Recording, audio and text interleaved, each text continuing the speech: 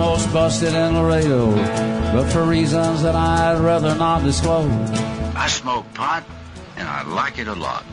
Hi, this is Willie Nelson. I learned a long time ago that marijuana is a lot safer to use than alcohol. There's absolutely nothing wrong with the responsible use of marijuana by adults. It's time we stopped arresting and started respecting responsible marijuana smokers in America. And to learn what you can do to help, please contact NORML at www.norml.org or call toll-free at 888-67-NORML. The show was long and we were just sitting there, and we'd come to play and not just for the ride.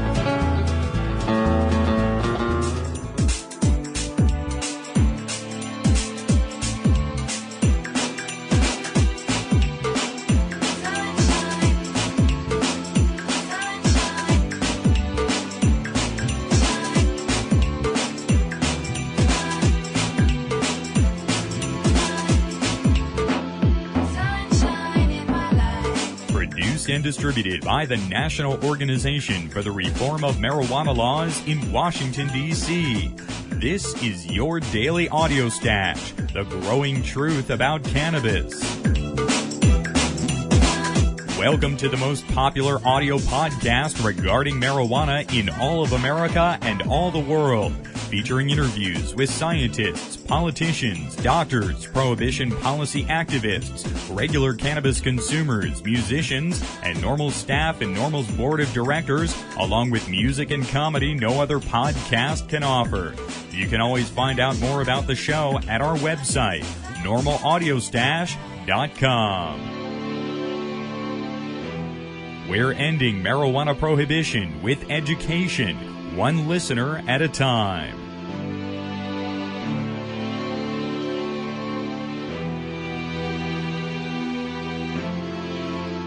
Welcome back to the Audio Stash today, Friday, April 13th, Friday the 13th.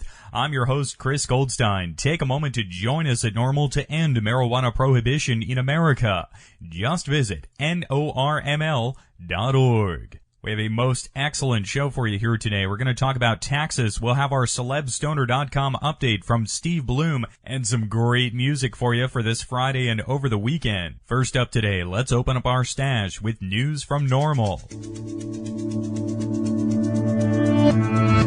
Today from Washington, D.C., NORML affiliates to protest pot prohibition on tax day. On Monday, April 16, 2007, NORML chapters around the country will hold protests at their local post offices to call on elected officials to tax and regulate cannabis in a manner similar to alcohol and tobacco. More from NORML's Executive Director, Alan St. Pierre. No day is more appropriate for America's citizens to protest their government's criminalization of cannabis than Tax Day. Cannabis consumers may be the only community in America who are demanding the federal government to tax and regulate our product of choice. That was NORML's Executive Director, Alan St. Pierre. Replacing marijuana prohibition with a system of taxation and regulation similar to alcohol could produce combined savings and tax revenues as high as $14 billion per year, St. Pierre said, citing a 2005 study by Boston University economist Jeffrey Myron. A 2006 study reported that cannabis ranks as the top cash crop in 12 states and is worth more than $1 billion per year in 5 states: California, Tennessee, Kentucky, Hawaii, and Washington. Most recently, California's Board of Equalization announced that it will seek to collect taxes on the state's 150 to 200 medical cannabis dispensaries. This tax day, when millions of Americans are lamenting filing their paperwork for the IRS, federal officials should remember that at least one community is standing up and demanding to be counted. That was NORML's Executive Director, Alan St. Pierre. For more information, please contact NORML at area code 202-483-5500 or visit NORML.org.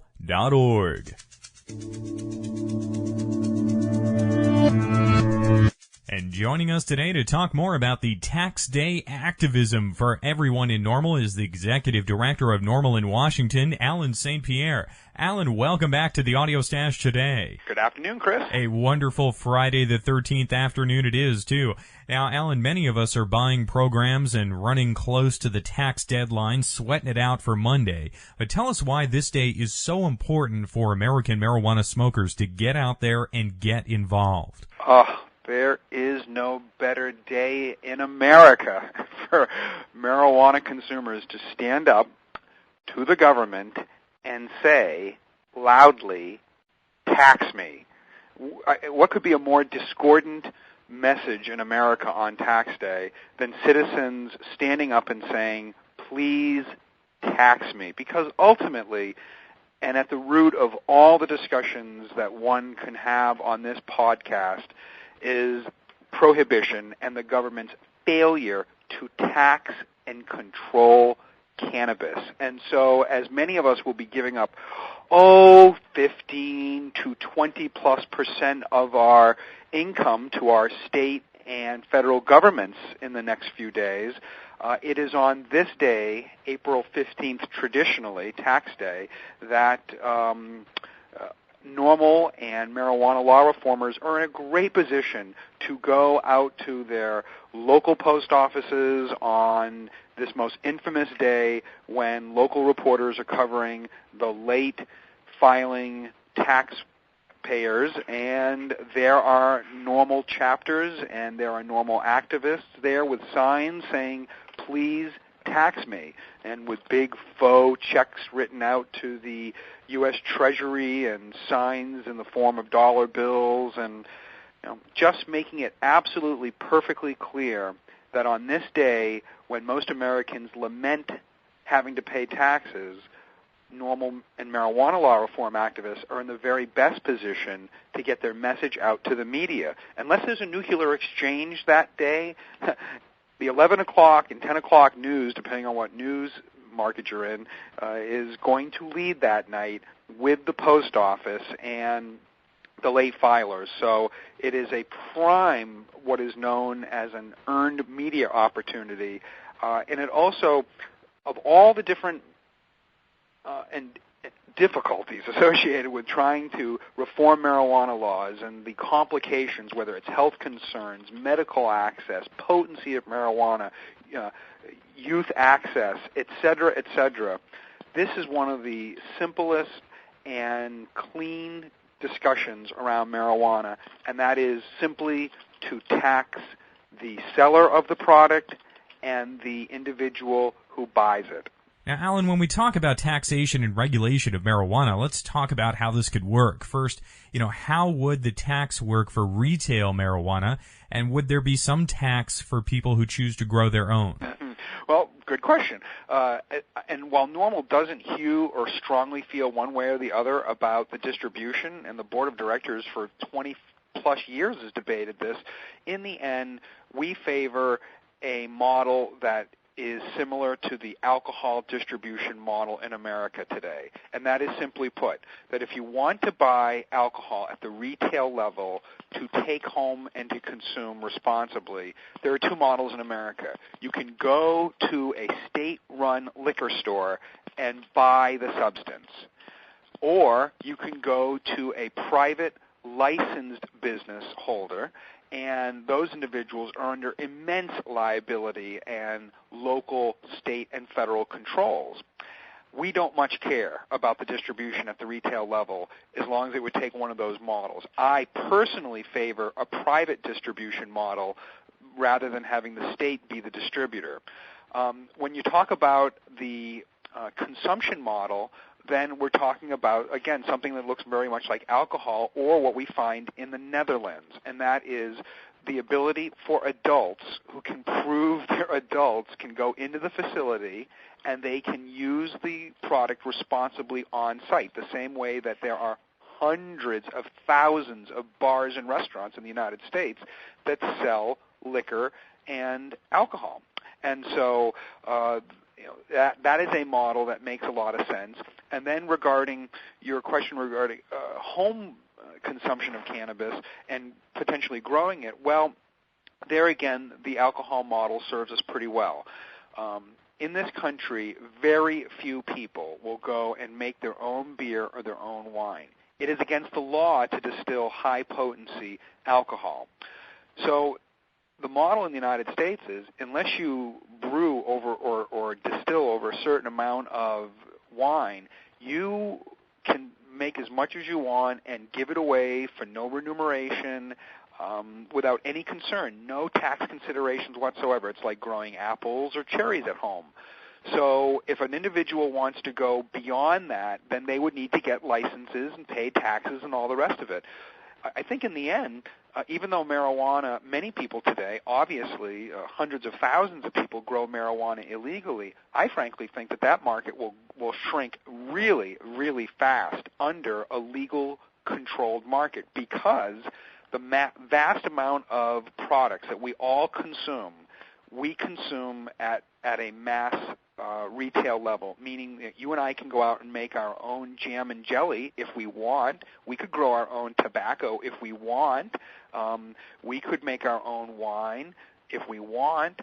But very, very few aficionados at best will go out and brew their own beer or distill their own wine. So, and the analogy regarding jams and jellies, most of us are more than happy to pay for the variety available at the supermarket, and very few of us would take the time and the effort and the creativity to do these products at home. So I think in 10 or 20 years, when marijuana is legal, that the home grower will actually be a fairly rare commodity. I mean, I frankly may be one of those individuals, but I think from a commercial, statistical point of view, very, very few people will grow marijuana if they can go and purchase it, just like hundreds of thousands of available commercial products today. So when we talk about taxing marijuana, it's not reinventing the wheel or anything here. Our system is really primed and ready to accept this new product. Well, in fact, and I think maybe you've heard me lament this before, and we are here a block from the White House, and right next to the White House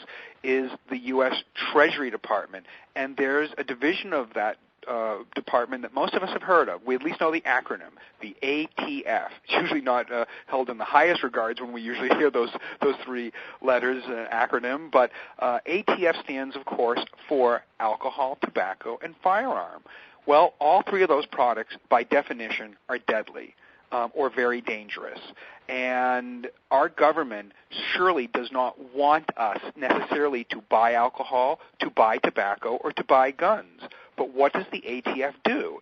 It simply controls the distribution of those products through the power of taxation. So they don't opine against those products. They don't demonize or vilify the makers of those products or the end users of them. There's no discussion that any party involved is engaged in moral turpitude. No.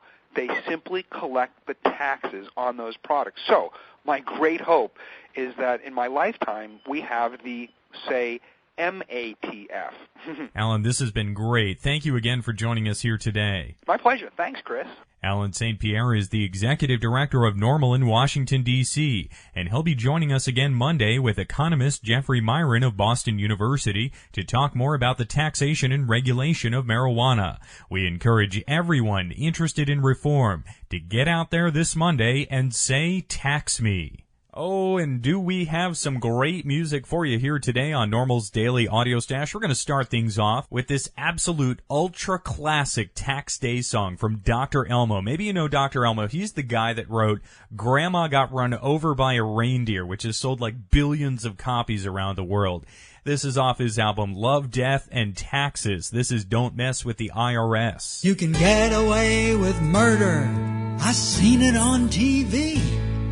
But tangle with the tax man, and your butt is history. You can push and you can pedal, you can smuggle and embezzle, you can pack a loaded pistol in your purse. You can mug and you can rob, be a member of the mob, be a stalker or a peeping Tom perverse. You can fake remorse and plead insanity. You can get off on a technicality, but don't mess with the IRS. Let me illustrate. Old Al Capone was so well known for his brilliant career in crime. He'd kill, extort, end up in court, but he never done no time. Until one of his contractors didn't get a 1099. Al got a one-way pass to Alcatraz, and he didn't have to stand in line. You can kick and you can throttle, you can blame it on the bottle, you can drive the freeway in a drunken fury. You can beat and you can batter, and it really doesn't matter if your shyster pulls the wool over the jury. You can fake remorse or plead insanity, or you can get off on a technicality, but don't mess with the IRS. Are you with me now? Well, you gotta leave a pretty bloody trail before the FBI gets on your tail. But spill some coffee on your W-2, the IRS will be all over you. You can riot, you can loot, you can poison and pollute, you can barbecue and eat a spotted owl. You can spill and you can spew toxic substances askew until the air and water runs afoul. You can fake remorse or plead insanity, or you can get up on a technicality. You're disgruntled with your boss and so you kill him. You went postal because you saw it in a film. After you molested everyone you could, they just moved you to a different neighborhood.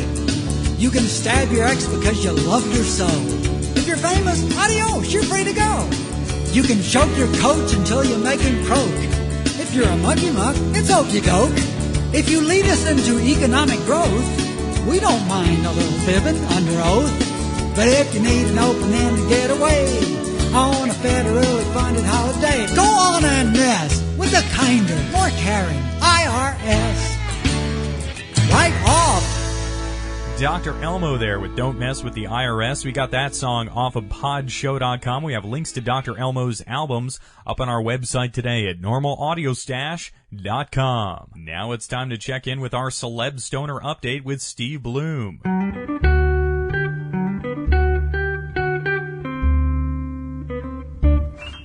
I want to be famous.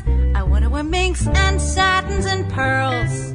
Steve Bloom is the man with his finger on the celebrity pulse of America up at celebstoner.com, and he joins us Fridays here on The Stash to catch up with famous folk who enjoy a toke. Steve, welcome back to the Audio Stash today. Hi, Chris. How are you? Doing great here on Friday the 13th, man. First up at celebstoner.com, you have a story of a New York City comic who fell prey to the marijuana in public view enforcement in the city there, Rob Cantrell. Tell us what happened there. Yeah, Rob Cantrell's a local New York comic, and he's actually appeared in the marijuana logs when they need a substitute player. One of the three marijuana logs guys can't make one of the gigs around the country, and Rob actually has done a couple of fill-in gigs. And I've met Rob kind of through the community of pod comics that's developed over the last couple of years, and I've met him at a couple of shows around New York, and Rob got in touch with me recently and said that he got busted for a roach. Basically, he was outside a club in New York and was standing outside with a violinist who was somebody who he had just performed at this club and just walked around the corner to smoke. And next thing you know, there are two strangers that come up and basically say, hey, what's up, blah, blah, blah. Next thing you know, they're breaking out their badges and they're, telling them, to get up against the wall, and they start getting searched. And Rob had a one-hitter on him, and that was basically what they got him for. He had thrown the roach to the floor or the ground, and I guess they might have picked it up. But, it was just a minimal amount. And, New York these days pretty much, all, from the beginning of Giuliani's era and now through Bloomberg, arrests have skyrocketed, and they continue at a pretty high level under Bloomberg, which was reported recently by Paul Armentano when he had that report that there were 32,000 arrests in New York in 2006, which is an increase over previous years.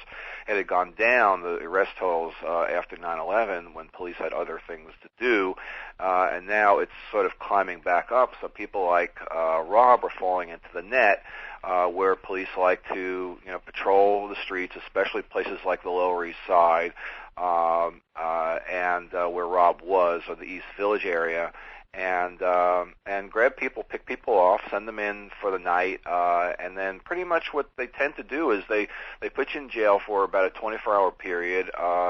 They make you, be in a cell with a lot of other, perhaps criminals, and you have to kind of see what life is like for a day or so, behind bars, and then they let you go, and generally it's dismissed. I'll have to ask Rob what will be the next step, whether he actually has a hearing or any kind of follow-up. But I've heard these stories so many times from people who've been arrested on the streets in New York that it's like kind of a deterrent. They're trying to sort of prevent people from doing it again by putting them through the system, giving them a scare, and then throwing them back out into the street and saying, like, don't do it again. It's like a slap on the wrist, but you have to go through this process of, being in a New York grimy jail cell for 24 hours or more, and Rob just went through that. So Rob is actually starting a series of shows in New York in May called the Chronic Comedy at the Comics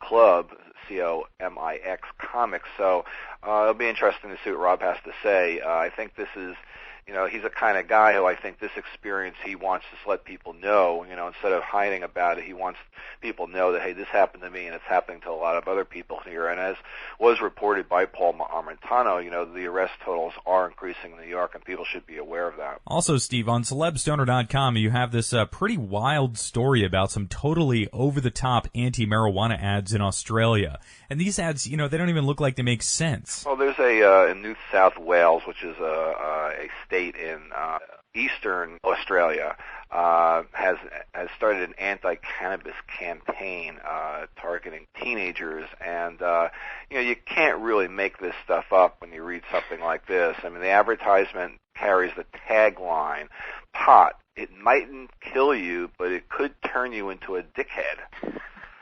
So you just got to laugh at that one because you don't really know what they're thinking. What are they thinking? This is a government campaign using the term dickhead. What do they mean? I really, it goes a little bit beyond my comprehension as to what they're even referring to. You become a bad person. You won't die, but you'll become a bad person. I presume dickhead is referring to, being, not the best person in life. So, it's just so absurd. Marijuana doesn't make you, become a bad person. It doesn't really make you become one thing or another other than hopefully a more creative person. So, it's a little ridiculous, but have a little fun with that one. We talked last week about this sort of downing on hippies and things like that. Do you think that this is a sort of, a media campaign to get citizens who, don't enjoy marijuana to really sort of attack and sort of be aggressively downing on those who do? Oh, yeah, no question. They're just doing it in a ridiculous fashion. The individual who was quoted in the paper said there's no safe level of cannabis use. So, their belief is, marijuana is very negative, and they're doing what they can to, steer people away from it with a ridiculous campaign. I think, stuff like this will just make people laugh more than anything else. They're not going to take, an anti-drug campaign seriously when this type of language is being used. Here in the U.S., I think if that happened, it would be a huge, kind of controversy, and they'd have to pull the ads immediately. I don't know if there's a controversy really developing down there over this. There should be. And Steve, a celebrity marijuana story that has been like top entertainment news this week all over the internet is with Kirsten Dunst. Give us a rundown of what's happening there. Well, yes, Mary Jane loves marijuana. As everybody knows, she plays the Mary Jane role in the Spider-Man series. And by the way, Spider-Man 3 is coming out in the spring or late spring. Kirsten Dunst was being interviewed in England, and I'm not sure how it came up, but I guess she was probably asked the standard question, do you drink, do you do drugs, blah, blah, blah. And so her answer was, I drink moderately, I've tried drugs, I do like weed. I have a different outlook on marijuana than America does. My best friend Sasha's dad was Carl Sagan, the astronomer. He was the biggest pot smoker in the world, and he was a genius. I've never been a major smoker, but I think America's view on weed is ridiculous. Are you kidding me? If everyone smoked weed, the world would be a better place. So that was just a great comment, and a bit of a surprise. No one had really known that Kirsten was a marijuana enthusiast, but now we know. And while we've seen a bunch of celebrities photographed with marijuana, it's not too often that an A-lister like Kirsten speaks out about pot. Not that often. Also recently, there was actually a comment made by Nora Jones recently that she likes to smoke pot, and especially because it gets her the munchies. So, there are other women out there in the celebrity world who, discuss marijuana. And, recently it's been photographs that have been revealing use by people like Cameron Diaz, Drew Barrymore, Misha Barton. So photos like that have been floating around the internet. So it's nice to see. I mean, there are a lot of stoner starlets out there, who smoke marijuana, and it's been documented before. High Times has done some articles in the past on that subject, and it's probably warranted to do another one because more and more of them are coming out of the closet.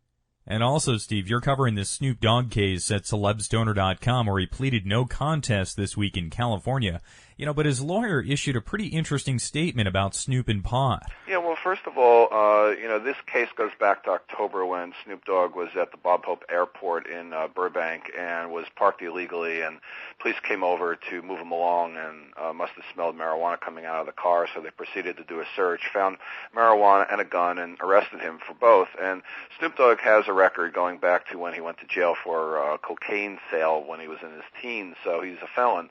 And so they've been kind of chasing after him for use, guns, and also the people he's been hanging out, other felons. And then a month later, they followed him coming out of the Jay Leno Tonight Show appearance, and also arrested him again for pretty much the same charges. So both of those charges, he was given felony charges on Tuesday of this week, and then on Wednesday went in for an arraignment, and he pretty much copped a plea. So it's over. Those charges are done with, and basically what he's agreed to do is he has a 3-year suspended sentence, 5 years probation, and will be performing 800 hours of community service. Most of that will be done through his Snoop Football League, his youth league, and so I don't know. I'm sure he's going to be drug tested. I'm sure he's going to have a little bit of a problem remaining as high profile around marijuana. We'll see what he does, although there's a really cool photograph of him in the new issue of the National Enquirer wearing weed leaf slippers. You should go take a look at them. They're very colorful, and they have big weed leaves on them. And, it's going to be hard for Snoop Dogg to back off, his support of marijuana. He's so upfront about it, so I'm not sure what he's going to do. He's probably going to just have to really lay low and stop smoking in the vehicle and parking illegally at airports. As far as his use is concerned, his lawyer stated in the latest article, that came out yesterday about Snoop Dogg's plea, that he uses marijuana for migraines, that he has migraine headaches, and that's why he smokes. So, whether that's true or not, I don't know, and whether you're just trying to put it out there so that it's, there's some other reason why Snoop Dogg smokes marijuana other than for recreational uses. But everybody out in California these days has medical use, and I wouldn't be surprised if Snoop has his own medical card. Yeah, and this is the first time anyone has said anything about Snoop Dogg using marijuana medicinally. Yeah, absolutely. Especially out in California, people understand that it's available out there for medicinal reasons, and this is not phony. This is not making something up. I mean, I believe if you have insomnia, you don't get to sleep very well at night, and you smoke marijuana and it gets you to sleep. That's a medical use, and that would be, say, one of the most simpler uses of marijuana, that you could go to the doctor and say, listen, I just don't sleep very well, and I'd rather smoke marijuana than taking a sleeping pill. So stuff like that, but for other more known uses, for all the different diseases and ailments that marijuana is good for. And in the case of migraines, yes, it does help. I have a good friend who has migraines, and he's used marijuana over the years for it. And it's a careful kind of use. It's not like a day-to-day. You kind of use it just right when the pains are kind of hitting. And I didn't know that Snoop Dogg had migraines, but now that we do know, now we understand a little bit more about his use. It, without joking about it, maybe this is very true, that it really does help him out, and he's learned, over the years that it's beneficial. And if he does, use it for such purpose, and he doesn't have a medical card, he should go get one. And Steve, it really has been a couple of banner weeks for celeb stoner news out there. There just seems to be more and more of these stories about this strain of news coming out there. Well, we're digging it out. It's there, but what I find interesting is all the women coming out in favor of marijuana lately. We've noticed that mostly in photographs, but by the photographs occurring, a lot of the celebrity stoner females out there, like Cameron Diaz and Misha Barton, people like that who've been photographed smoking marijuana in recent, and Drew Barrymore, people like that. We've been coming up with a lot of photos or finding them on the web. So, there haven't been that many commentaries, but, Kirsten, is sort of leading the way. It's sort of nice. We need women like her, young Hollywood starlets, to lead the way a bit in this area.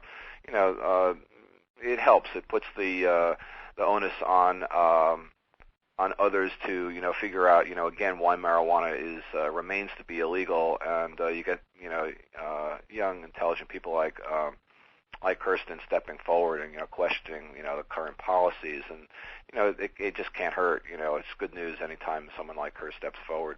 Actually going with Kirsten is kind of interesting. It doesn't surprise me 100%. Kirsten was at South by Southwest, and she was bopping around the music festival, going to see shows, hanging out with some band members, and kind of partying and so-called canoodling with some band guys. And I was at one of the last shows of South by Southwest, which was the Stooges reunion show with Iggy Pop, and at one point, some woman who I just was hanging out with, a friend of a friend, came over and said a celebrity in the bathroom just asked for marijuana, and I said, who? And she goes, Kirsten Dunst. And it turns out it was a friend of Kirsten's who was like saying, hey, does anybody have any pot? So I told a friend of mine who was a woman, I said, you better go to the bathroom or whatever, and I gave her I sent her a text message saying, hey, I heard this, but we never were able to track Kirsten down in the venue that night. But so it's kind of coincidental and appropriate, that she was looking for weed that night, and I hope she found it. And of course now, she's more than entitled. Well, Steve, it is always great to catch up with you on all these celeb stoners out there. Thanks again for joining us here today. All right, thank you very much, Chris. Steve Bloom is the author of the site celebstoner.com. We have links to it on our website today at normalaudiostash.com. Steve joins us every Friday right here on the Audio Stash.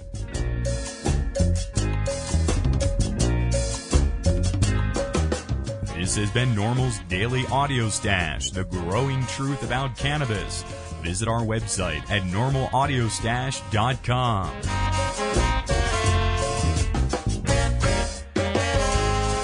You listen to the Audio Stash, vote for us at Podcast Alley or other podcast directory services.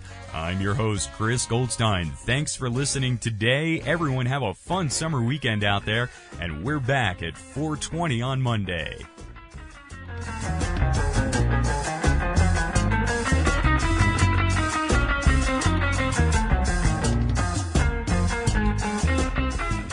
The podcasting technology of NORML is made possible by Red Aphid Interactive Media. More information at redaphid.com.